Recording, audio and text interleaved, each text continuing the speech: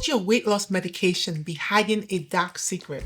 Hey everyone, welcome back to Nene on GLP1. If you're new here, I'm Nene, and this is where we talk about the highs, the lows, and everything in between on this GLP1 journey. Today, we're tackling a question that's making a lot of people stop and rethink their medication. Could GLP1 medications like Ozempic and Wegovy increase your risk of cancer? It sounds terrifying, right? These medications have been life-changing for so many people. They help with weight loss, regulate blood sugar, and reduce serious health risks like heart disease and diabetes. But in the middle of all that success, there's been growing concern about a potential danger, a possible link to thyroid and pancreatic cancer. So is there a real cause for concern, or is this just another case of fear-mongering? Let's break it down. We already know that GLP-1 medications work by mimicking a natural hormone that regulates hunger, digestion, and blood sugar. That's what makes them so effective. They slow down how fast food moves through your system, reduce cravings, and help your body burn fat more efficiently. But like with any medication, there are always questions about long-term safety, and that's exactly what's happening here. Thyroid cancer is one of the biggest concerns being discussed. But here's the thing, this concern actually started years ago, and not even in humans. It was first seen in lab rats. In some studies, rats given GLP-1 medications developed thyroid tumors.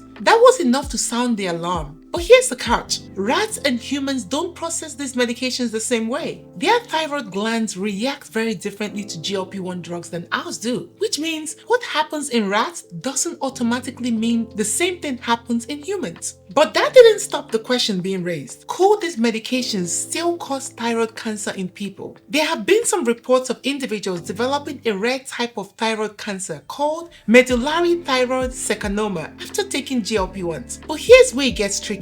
Medullary thyroid carcinoma is already an extremely rare form of cancer. Even among people taking these medications, the number of cases reported is still incredibly low. This raises an important question. Is this actually happening because of GLP-1s, or were these individuals already at risk? Doctors recommend that anyone with a family history of medullary thyroid cancer or a genetic condition called MEN2 should avoid GLP-1 medications altogether. But for the average person, the risk is still unclear and research is ongoing. Now, let's talk about pancreatic cancer. This one is even more controversial. Since GLP-1 medications stimulate the pancreas to produce more insulin, there have been concerns that this could increase the risk of pancreatitis, which in some cases can lead to pancreatic cancer. While pancreatitis has been reported in GLP-1 users, many of these cases involve people who already had other risk factors like gallbladder disease or a history of excessive alcohol consumption. At the same time, some studies suggest that GLP-1 medications might actually lower the risk of pancreatic cancer. By improving insulin sensitivity and reducing chronic inflammation, two major risk factors for pancreatic cancer, these medications may provide some level of protection. So which is it? Are these medications increasing the risk of pancreatic cancer, or could they actually be helping to prevent it? Right now, there is no definitive answer. Scientists are still studying the long-term effects, and the evidence remains inconclusive. And then there's another layer to this discussion that most people aren't talking about: overdiagnosis. Some experts believe that the rise of thyroid cancer cases among GLP-1 users isn't because the medication is causing cancer, but because doctors are looking for it more aggressively. People who start GLP-1 medications